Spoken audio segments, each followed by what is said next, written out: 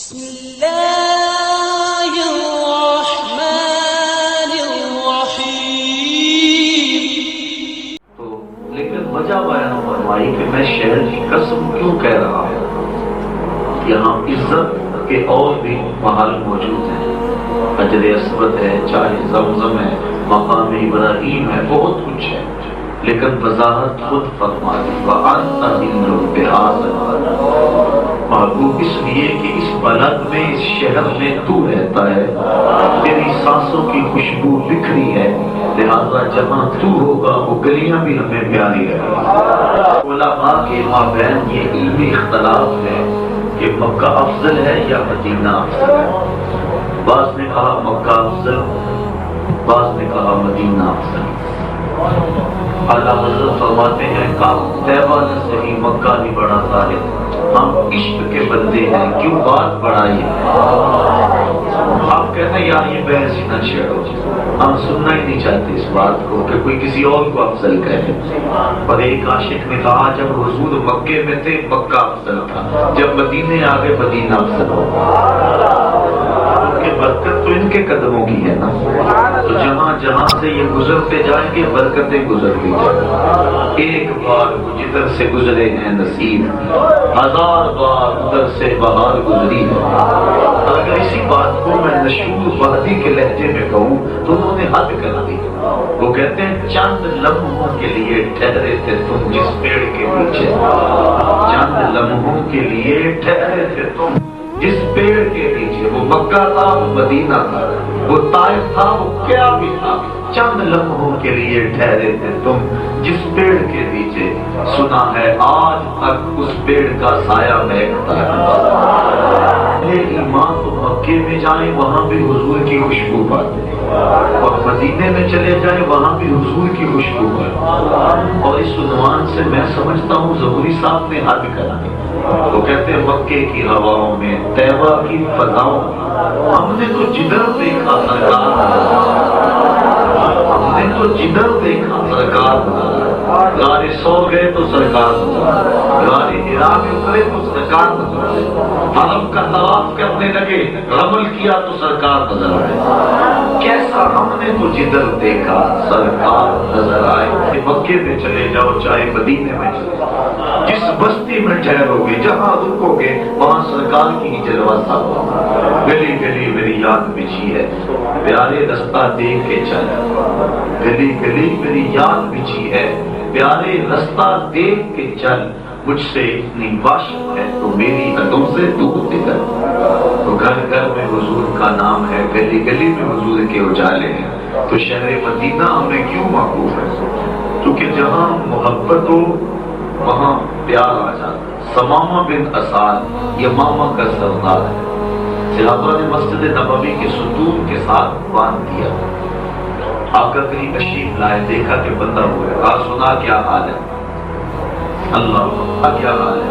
اس نے تین بات لکھی، اگر آپ مجھے قتل کریں تو میرا قتل رائے گا نہیں جائے، اور اگر آپ میرے بس کچھ مال لینا چاہیں حکم تو کریں، میں غریب آدمی نہیں ہوں، ایک قوم کا سردار ہوں، اور اگر آپ مجھے یوں ہی چھوڑ دیں تو احسان فراموش نہیں نکلوں گا، خاندانی آدمی ہوں، بدلہ چکاؤں گا۔ یہ تین باتیں کہی، حضور مسکرا کے چل دیے۔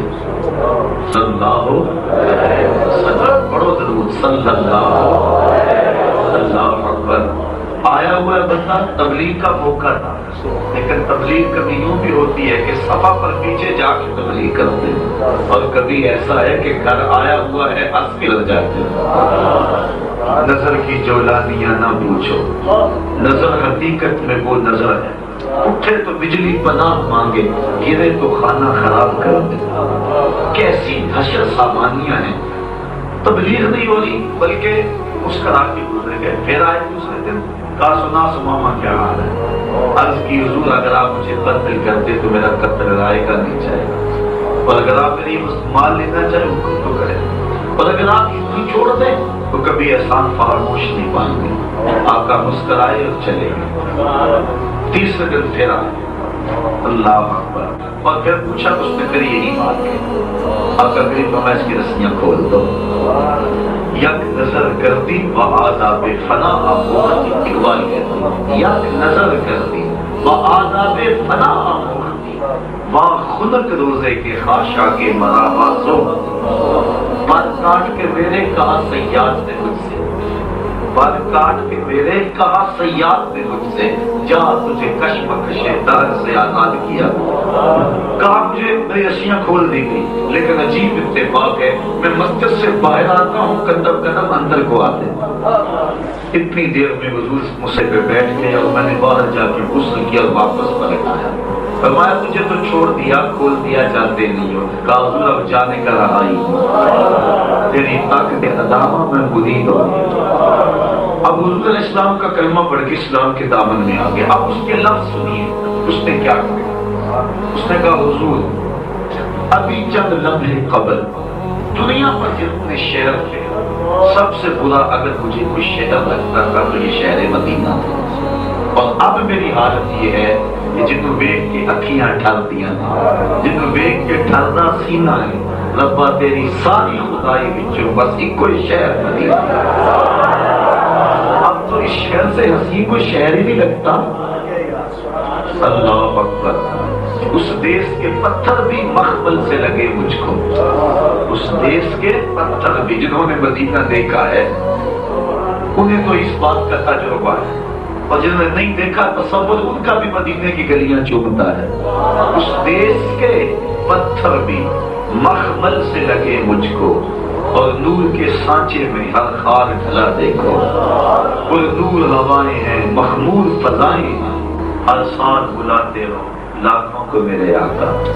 اب جانب ثابت بھی ایک بار ذرا دیکھو، ہر سال بلاتے ہو لاکھوں کو میرے آقا. تو اس دیس کی دھرتی، اس دیس کی مٹی، اللہ اکبر. میں چم چم اکھا نہ لناواں صدقڑے جاواں یہ مٹی عرب دی. اللہ اکبر. کہا اس سے قبل یہ شہر معاذ اللہ نے اپنے پہلی حالت کو بیان کیا، لیکن فرمایا اب اس شہر سے سونا کوئی شہر نہیں لگتا. اب یہ شہر کیوں محبوب لگنے لگا، یہ شہر کیوں پیارا لگنے لگا. اب یہ ایمان لایا، اور ایمان کا نتیجہ ثمرہ محبت ہے، اور محبت سے ایمان ملتا ہے، ایمان سے محبت میں اضافہ ہوتا ہے. تو ابھی ایمان لایا، اب سب سے حسین کو شہر لگنے لگا. نہ اس نے بخاری پڑھی، نہ مسلم، نہ ترمذی، نہ اس نے تبلیغی گشت کیے، نہ لوٹے بھرے. ابھی اسلام لایا اور ابھی کہہ رہا ہے میری آنکھوں کی ٹھنڈ ہے تو مدینہ ہی ہے. بتائیے کہ جو محبت ہے جہاں محبوب چلے خدا بھی ناز کرے وہ جگہ بھی محبوب لگتی ہے. اسی لیے کسی نے کہا تھا یا لیتنی کنت تربۃ بندے کو، کاش میں مولوی نہ ہوتا مدینے کی مٹی ہوتا، آقا گزرتے میں قدموں کو چوم لیتا. اللہ اکبر. کیسی محبت ہے، کیسی الفت ہے شہر مدینہ کے ساتھ اہل محبت کو. اگر ملا جامی کا سفر دیکھیں تو وہ انوکھی داستان پڑھتے چلے آ رہے ہیں. زبا حجوری برآمد جانے آ رہے ہیں، تراہم یا ندی تراہم نہ آخر رحمت للعالمین ز محرومہ چرا فارغ نشینی بلو آب ساز کو بے یمانی یہ روئے دست صبح زندگانی عدیم طائف نالین پاک شراکت رشتہ جہاں آئے پاک. عرض کرتے حضور آپ طائف کے بنے ہوئے چمڑے کا نالین زیب پاک ہے، اور اس کے اندر تسمے میرے چمڑے کے کہا نہیں میری جان کے ڈالے. اللہ اکبر. کبھی کہتے ہیں حضور آپ کی گلی کے کتے کا نام جامی ہوتا، اور آپ کبھی اسے جامی کہہ کے پکارو. کیسی محبت ہے، کیسی الفت ہے. اللہ اکبر. عظیم طائف نالین پاک شراکت رشتہ اللہ جانے معاف کن چیک باشد گر کنی صورت نگاہے ہمیشہ گرنا باشد گاہے گاہے پیا پہ گرنا باشد گاہے گاہے 7,000 جبریل اندر بشر بہر حق سوئے غریباں یک نظر یا رسول اللہ انظر آلنا یا حبیب اللہ اسمع آلنا انہی فی بحر غم مغرقن خود یدی ساحل لنا اشعالنا. تو کیسی محبت سے.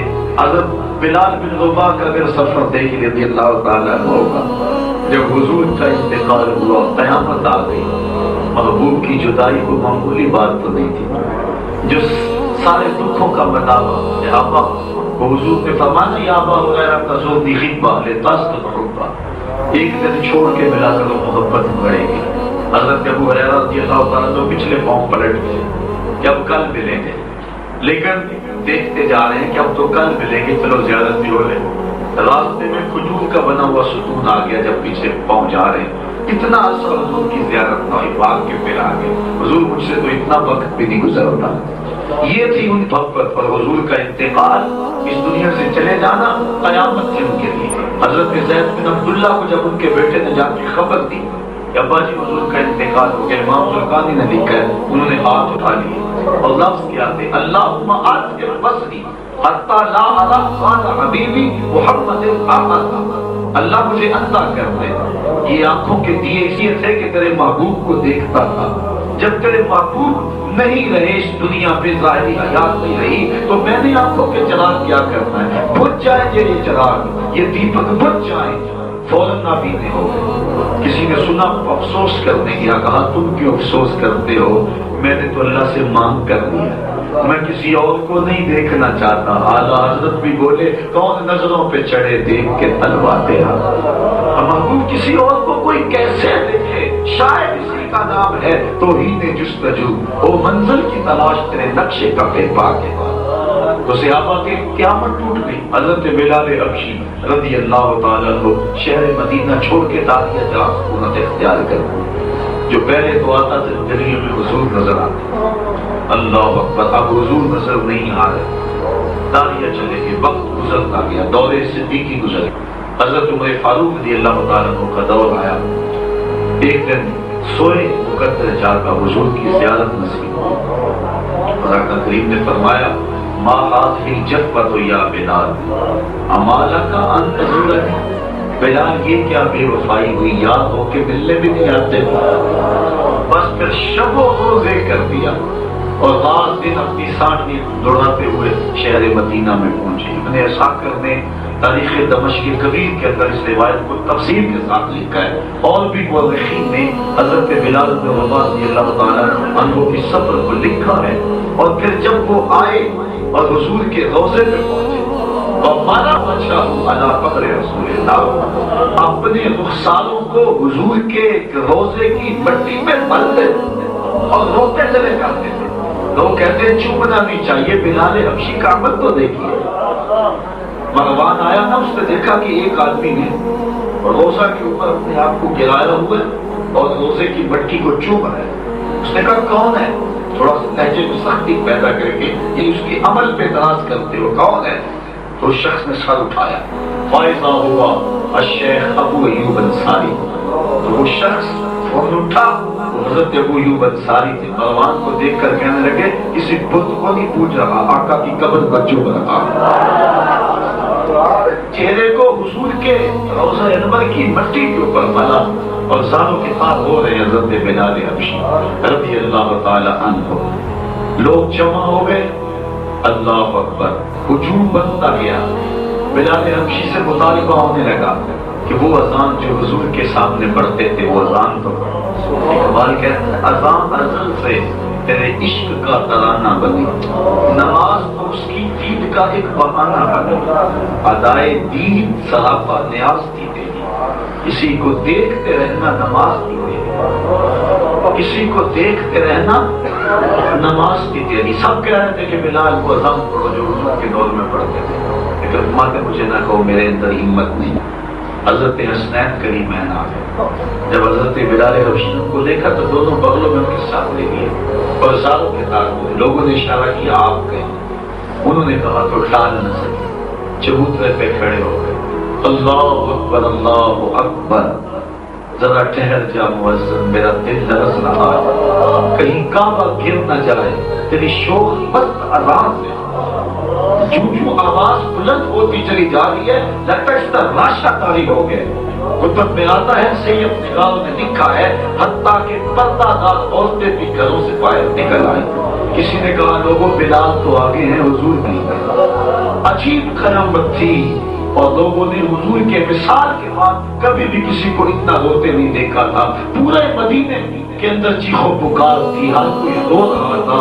وہ لمحے یاد آ رہے تھے, وہ وقت یاد آ رہا تھا جب بلال حبشی اذان پڑھا کرتا تھا, رخ محبوب سامنے ہوا کرتا تھا. اور جب شہادتین کے بعد حضور کی رسالت کی گواہی پر آئے, غش کھا کے گر پڑے کہ پہلے تو یہ لفظ کہتا تھا رخ محبوب سامنے ہوا کرتا. تو خاک مدینہ, اللہ اکبر, کیسی سرزمین ہے, نکھتوں کی سرزمین ہے, محبتوں کی سرزمین ہے. میں کہا کرتا ہوں کہ مدینہ میں یہ بستی کیوں ہے؟ ہماری عقیدت ہے شہر بطحا کے ساتھ, وہاں جا کے احساس ہوتا ہے کہ کسی جگہ پہ آئے ہیں. لیکن میں کہتا ہوں مدینہ جگہ یہ ہے, آنکھیں بند کر کے وہیں چھوڑ دو, تمہیں بتا دے گا عاشق علی کہ میں شہر مدینہ میں آ گیا ہوں. اقبال عظیم کا شعر مجھے پوری طرح یاد سے تو نہیں ہے, اس کا مفہوم یہ ہے, وہ آنکھوں سے نابینے تھے. وہ کہتے ہیں کہ میں اس آرزو میں مدینے کے راستے میں کھڑا ہوں کہ شاید کوئی دیندہ ور یہاں سے گزرے اور میرا بازو پکڑ کے حضور کے روضے میں چلے, اور پھر کوئی دیندہ ور اس کی مدد نہیں نہ کرتا تو وہ خود ہی چلتا ہے. آنکھوں سے نابینے تھے. تو وہ کہتے ہیں یہ روشنی سی کیا ہے, یہ خوشبو کہاں سے آئی, یہ روشنی سی کیا ہے, یہ خوشبو کہاں سے آئی. شاید میں چلتے چلتے روزے تک آ گیا, شاید میں چلتے چلتے روزے تک آ گیا. یہ جو روشنی آ رہی ہے خوشبو ہے.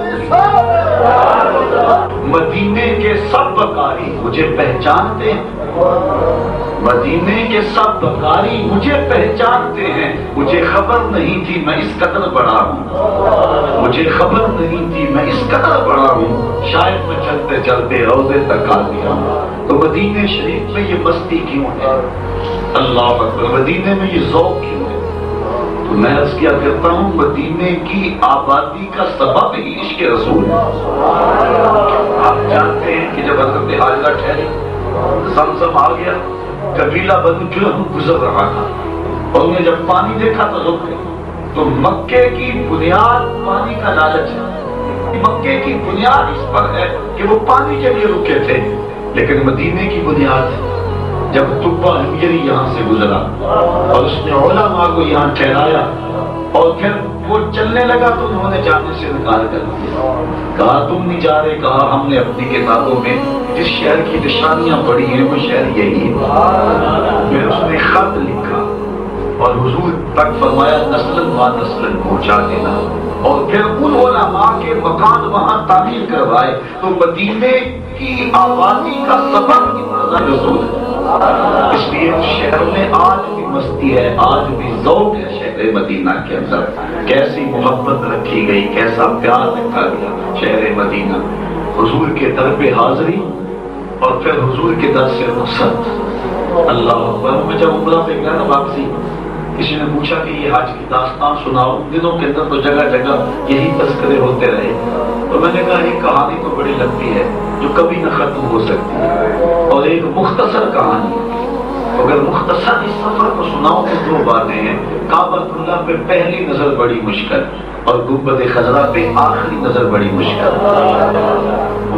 اللہ اکبر. کعبۃ اللہ پہ پہلی نظر بڑی مشکل, اور روضہ رسول پہ آخری نظر بڑی مشکل. وہاں سے جدا ہونا, میرے آقا نے تو فرمایا مدینے کے پتھروں کو بھی منتقل نہ کرو, یعنی وہ بھی حضور کی جدائی برداشت نہیں کر سکتے. اللہ اکبر. وہاں تو جانور جو ہیں وہ بھی جدائی برداشت نہیں کرتے. کیسی محبتوں نکھتوں کی سرزمین ہے, کیسی الفتیں رکھی اس خاک کے ذروں کے اندر. اس خاک کے ذروں سے آسمان کے ستارے بھی شرمندہ ہیں. ایسی روشن اور ایسی پرنور مٹی اور سرزمین.